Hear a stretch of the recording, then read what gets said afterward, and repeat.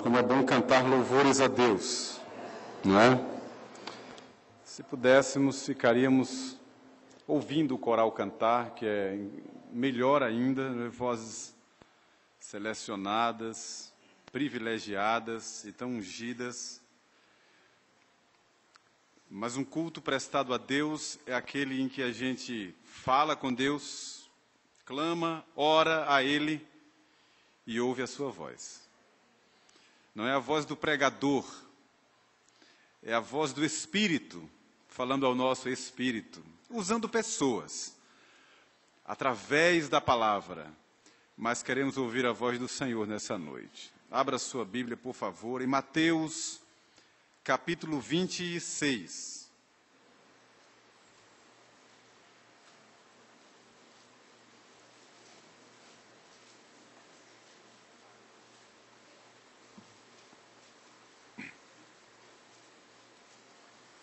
Mateus capítulo 26,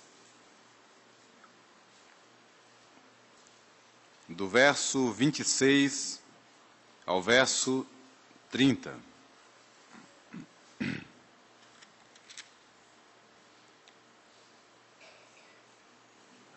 Que diz assim: Enquanto comiam, tomou Jesus um pão, e abençoando-o, o partiu e o deu aos discípulos, dizendo: Tomai e comei, isto é o meu corpo. A seguir tomou um cálice, e tendo dado graças, o deu aos discípulos, dizendo: Bebei dele todos, porque isto é o meu sangue, o sangue da nova aliança, derramado em favor de muitos, para a remissão de pecados. E digo-vos que desta hora em diante, não beberei deste fruto da videira, até aquele dia em que eu hei de beber novo convosco no reino de meu Pai. E cantando um hino, tendo cantado um hino, saíram para o Monte das Oliveiras. Que o Espírito Santo fale conosco nesta noite.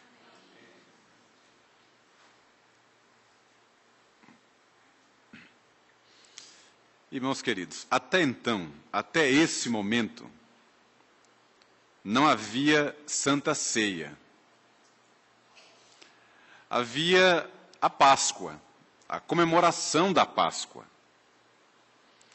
que era o que Jesus estava fazendo com os discípulos. Se você voltar um pouco antes, ainda no capítulo 26, você vai encontrar os discípulos preparam a Páscoa, do verso 17 em diante. E enquanto comiam, é o que o texto inicia dizendo, o texto que eu li, 26, enquanto comiam, o quê? A Páscoa. Eles estavam à mesa, celebrando um rito milenar, que havia séculos os judeus comemoravam, que era o rito da Páscoa, em que eles comiam ervas amargas, os pães asmos e um cordeiro assado, que eram os elementos presentes na instituição da Páscoa. Êxodo, capítulos 13 e 14, 12, 13 e 14. Que era um símbolo da libertação do cativeiro de Israel no Egito. Então, alguns elementos estavam presentes ali naquele simbolismo. Vocês lembram? O sangue que era passado no umbral da porta, nas vergas das portas.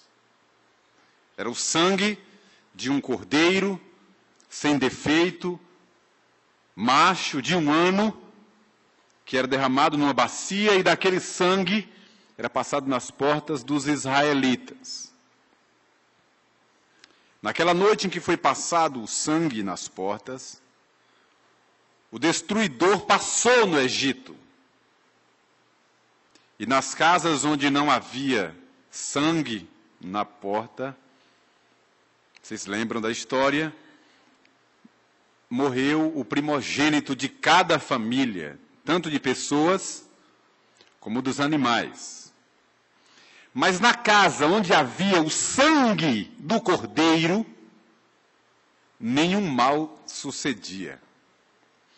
Era um símbolo do que representa para nós o sangue do Cordeiro de Deus que tira o pecado do mundo. Aquele que está lavado pelo sangue está livre da ação do destruidor. E aí vinham os outros elementos daquele momento que Israel experimentou, que chamou de Páscoa, ou de passagem, que era a saída de um estado de escravidão para a liberdade. Então, as ervas amargas que eles comiam, era um tipo de alface amarga. Eles comiam aquilo para simbolizar, para eles naquela ocasião, e para as futuras gerações se lembrarem do amargor daquele cativeiro de 400 anos. Mas também para apontar para o amargor do cativeiro espiritual das trevas, sob as garras de Satanás.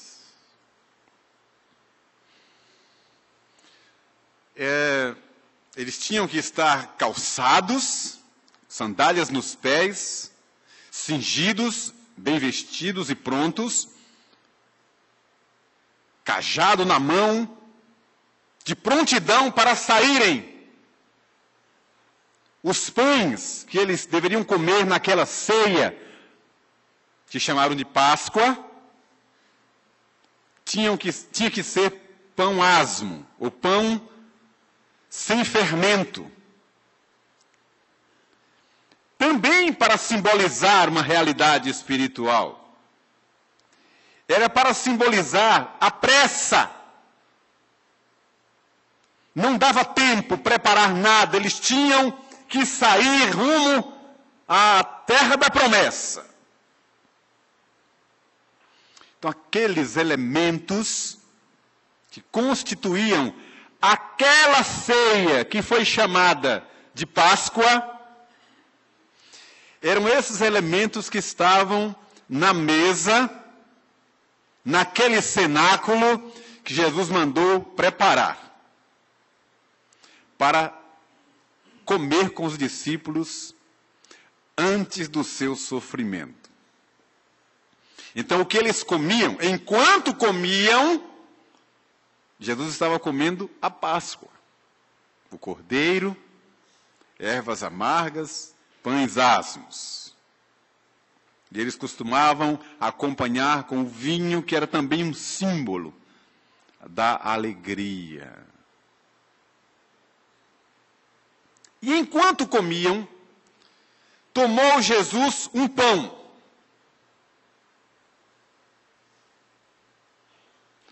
Não era o pão. Tomou um pão.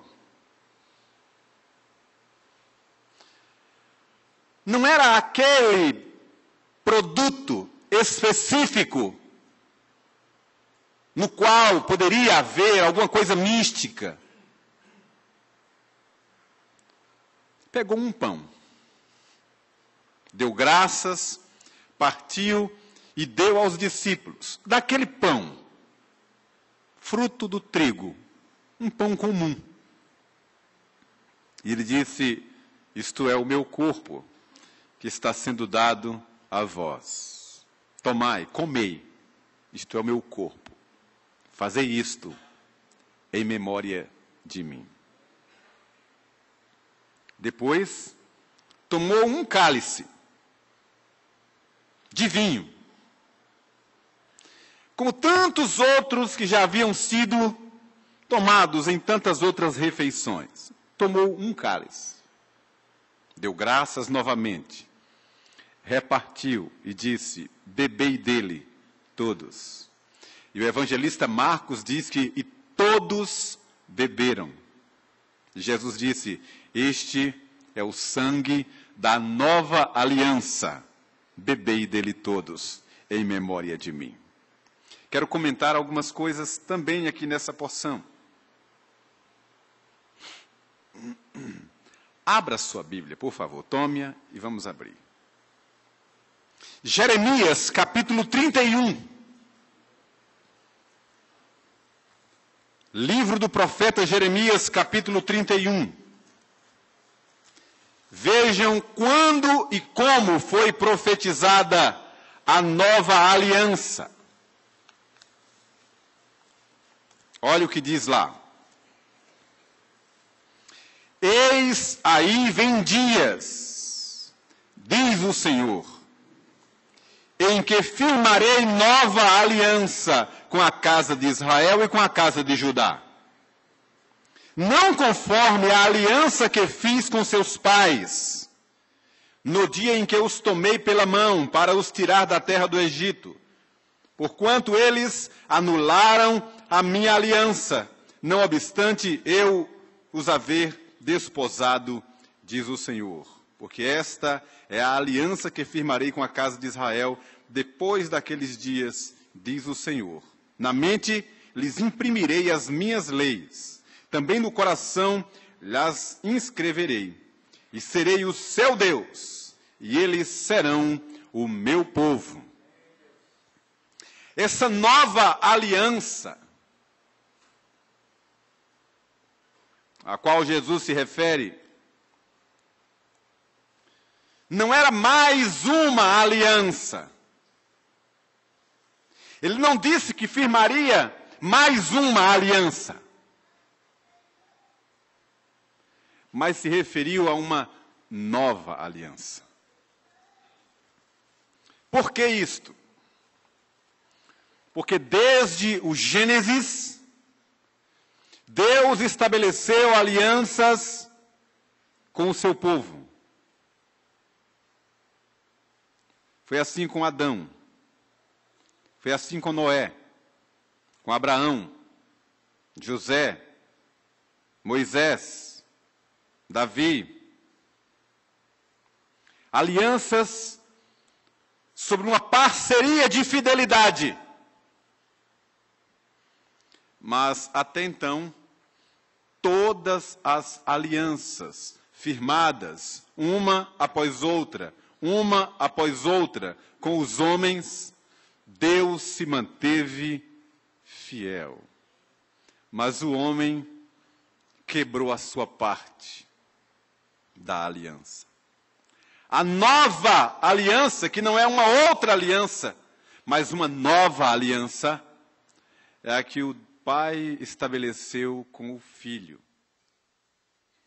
O próprio Deus entrou em aliança com Jesus, enviando-o para sacrificar, derramar sangue, cumprir uma exigência e então nos remir dos nossos pecados. É nesse sentido que a nova aliança constitui uma parceria eterna, onde Deus será o nosso Deus e nós seremos o seu povo para sempre. Chegamos na carta que Pedro escreveu às igrejas da dispersão e encontramos ali o que nós nos tornamos por causa de Jesus. Ali está dito que nós somos raça eleita, sacerdócio real, povo de propriedade exclusiva de Deus. chamado para proclamar as virtudes daquele que nos chamou das trevas para a sua maravilhosa luz. Essa é a nova aliança.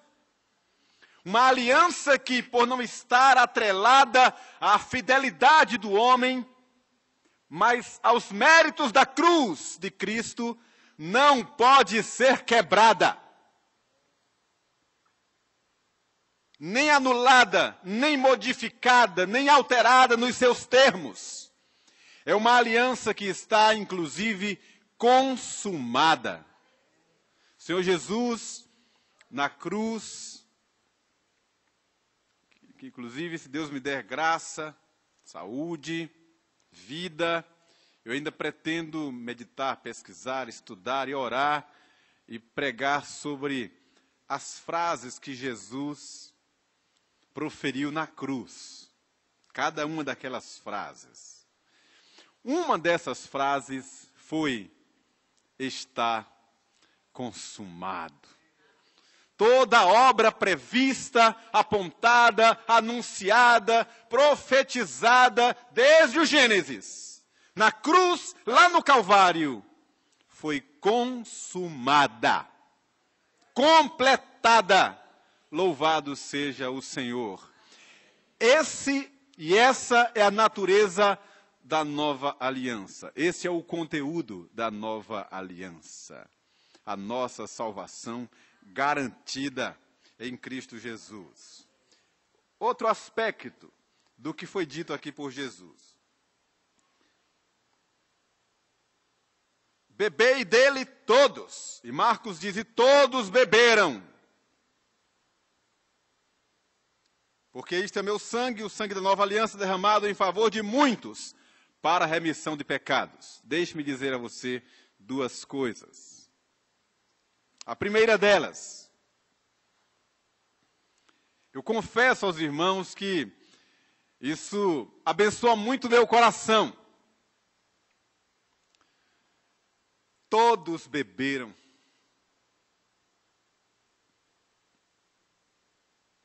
Pedro bebeu, Tiago bebeu, João bebeu. Os 12 beberam. Eu acho curioso somente o fato de Judas ter bebido. Não é isso? Todos beberam. E eram homens de carne, ossos e sangue,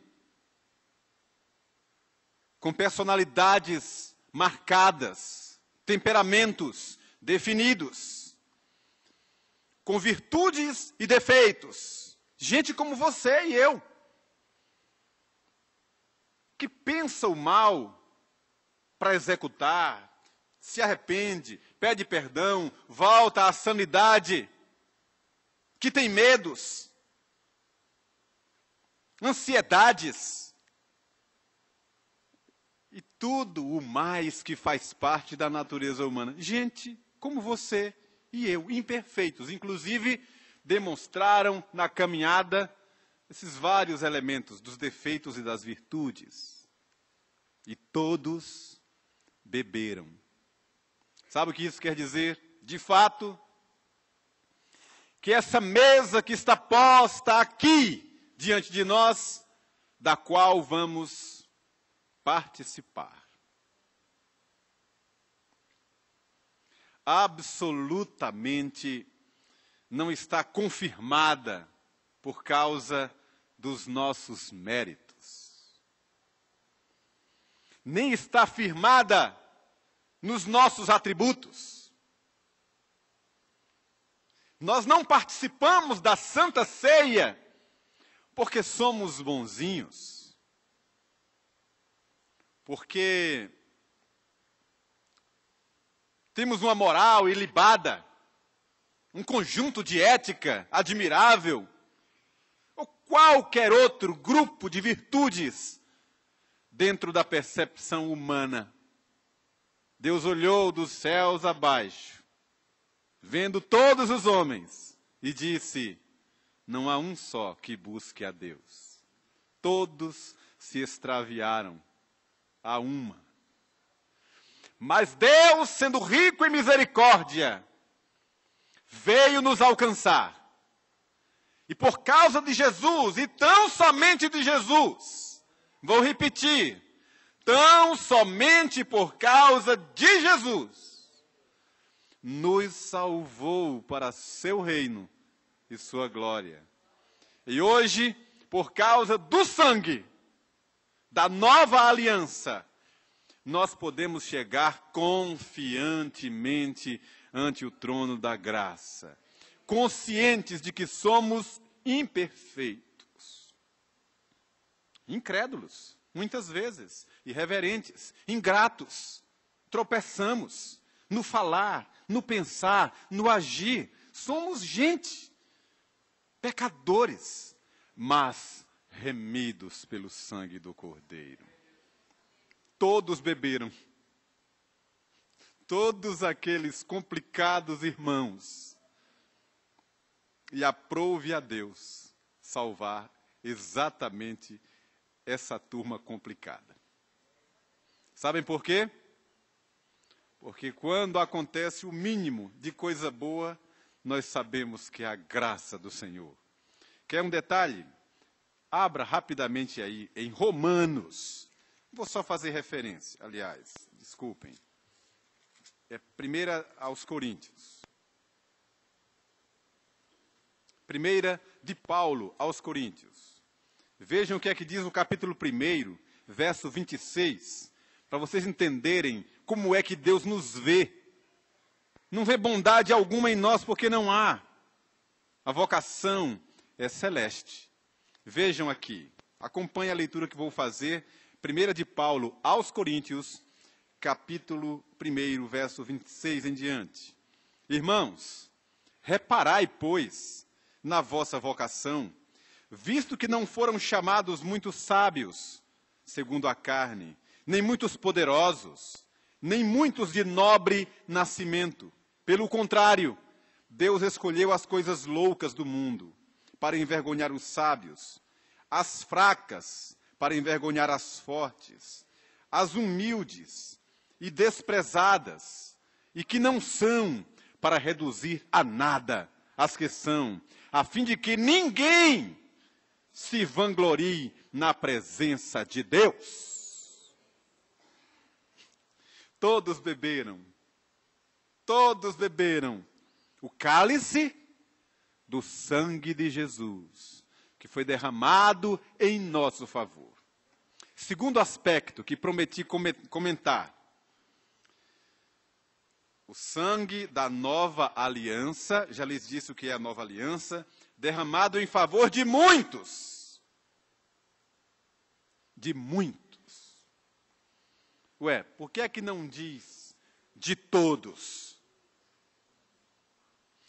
O evangelista Lucas, que narra o mesmo episódio, diz que Jesus usou as palavras derramado em favor de vós, se referindo aos discípulos que ali estavam.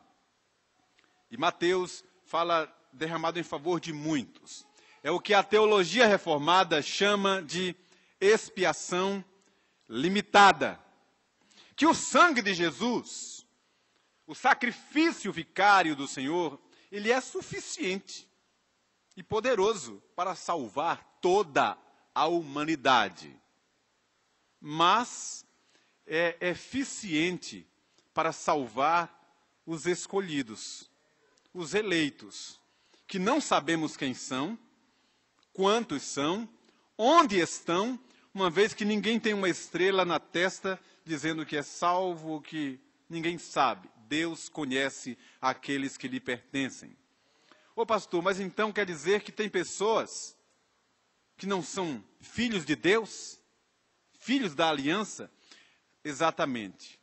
João capítulo 1, o primeiro capítulo inteiro vai falando sobre Jesus como o verbo encarnado. E está dito assim, no verso de número 11. que diz assim, eu vou ler 10, 11 e 12. Acompanhe o que vou dizer. O verbo estava no mundo. O mundo foi feito por intermédio dele, mas o mundo não o conheceu. Veio para o que era seu, e os seus não o receberam. Mas a todos quantos o receberam, deu-lhes o poder de serem feitos filhos de Deus. A saber, aos que creem no seu nome.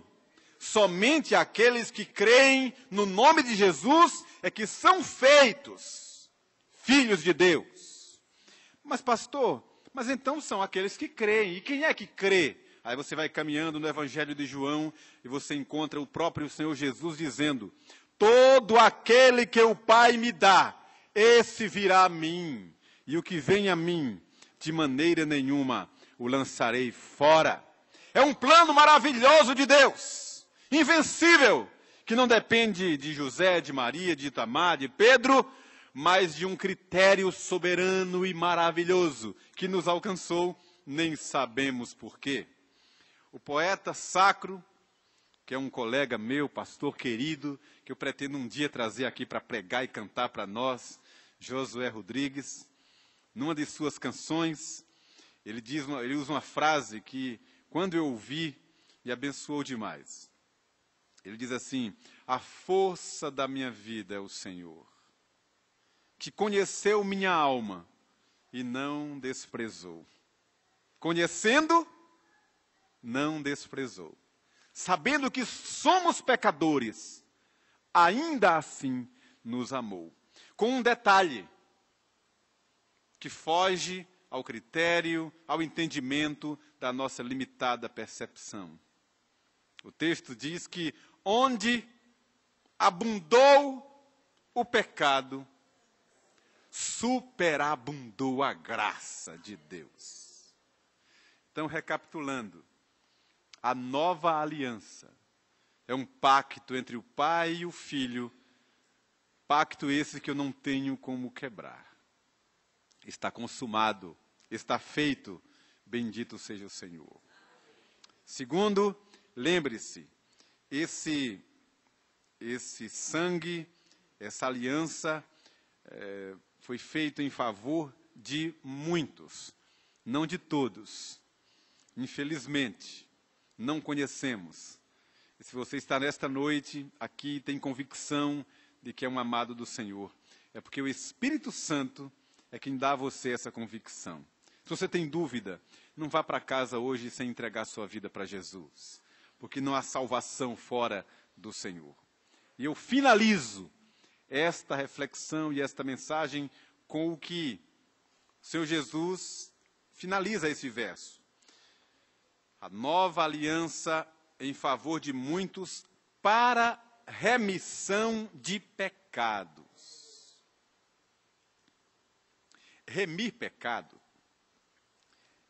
é pagá-lo completamente, sem deixar resíduo. É alguém estar devendo em algum lugar e não tem como pagar. E alguém misericordioso vai lá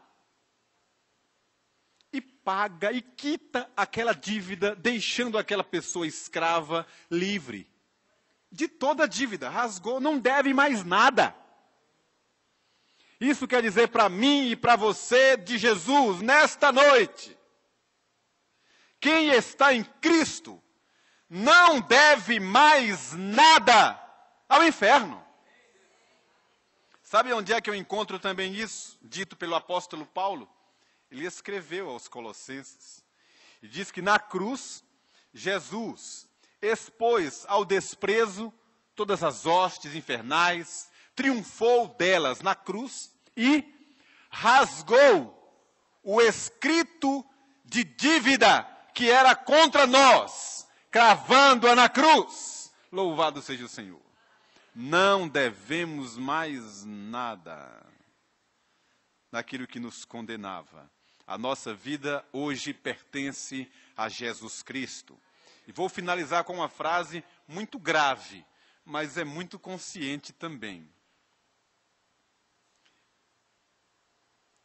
Até que o Senhor venha buscar a sua igreja, nós, os salvos, infelizmente, vamos tropeçar, pecar, levantar, caminhar, porque a Escritura diz que se alguém disser que não comete pecado, é como se quisesse fazer Deus mentiroso. Infelizmente, nós vamos continuar pecando. Escute o que eu vou te dizer. Para quem está em Cristo, e está debaixo do sangue do Cordeiro, não vive mais no pecado, embora tropece e caia. Nem mesmo o pecado pode nos separar do amor de Cristo. Sabe o que é que Romanos 8 diz? Nada poderá nos separar do amor de Deus. Nada. Nem coisas do presente, nem do porvir. Nem altura, nem profundidade, nem qualquer outra criatura. Isso inclui gente e demônio. Nada.